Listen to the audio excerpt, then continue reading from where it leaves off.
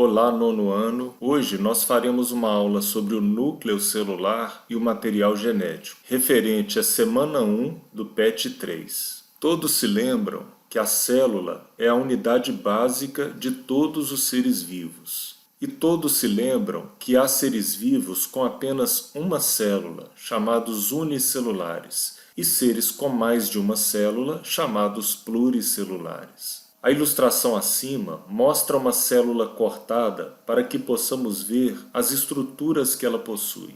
Vocês devem se lembrar também que a estrutura em destaque no desenho, o núcleo, não existe em todas as células.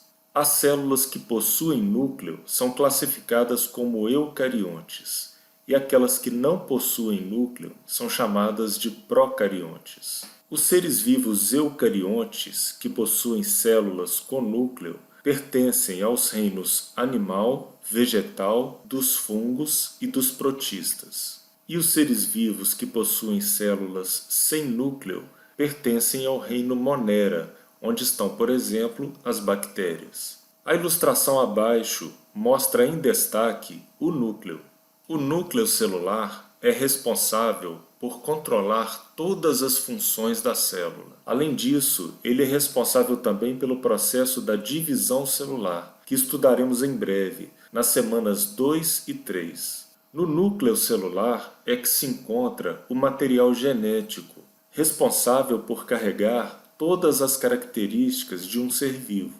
O material genético está na molécula de DNA.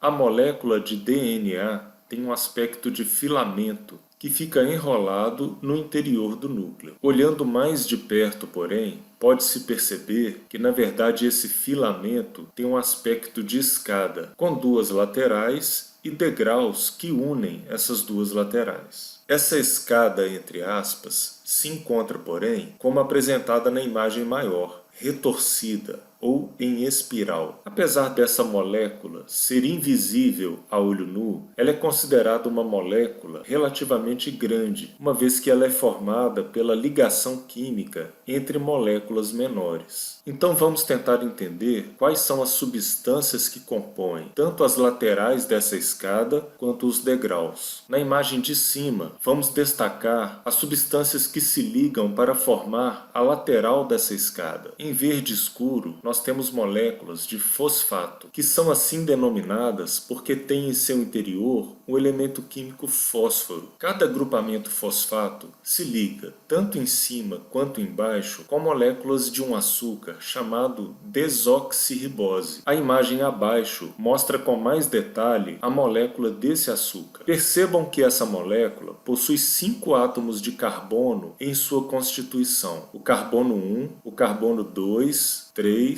4 e 5. Grifados em vermelho estão os carbonos que irão se ligar às moléculas de fosfato, tanto em cima quanto embaixo. Assim, a lateral dessa escada, que é a molécula de DNA, é formada por moléculas de fosfato e açúcar que vão se ligando sucessivas vezes. Agora vamos falar dos degraus dessa escada. Se na molécula do açúcar desoxirribose o carbono 5 se liga ao fosfato que está acima dele e o carbono 3 se liga ao fosfato que está abaixo dele, o carbono 1, grifado em alaranjado, se liga a uma outra substância que irá formar um degrau dessa escada. Essa terceira substância que aparece é chamada de base nitrogenada. Essas 3 substâncias ligadas, o grupamento fosfato, o açúcar e a base nitrogenada, formam o chamado nucleotídeo, que é como se fosse uma unidade formadora da molécula de DNA. Ou seja, a molécula de DNA, que é grande, é formada por vários nucleotídeos ligados em sequência. Então agora, para concluir, vamos falar um pouco das bases nitrogenadas, que formam, como dissemos, os degraus dessa escada. Existem, na molécula de DNA, 4 tipos de bases nitrogenadas. São elas: adenina,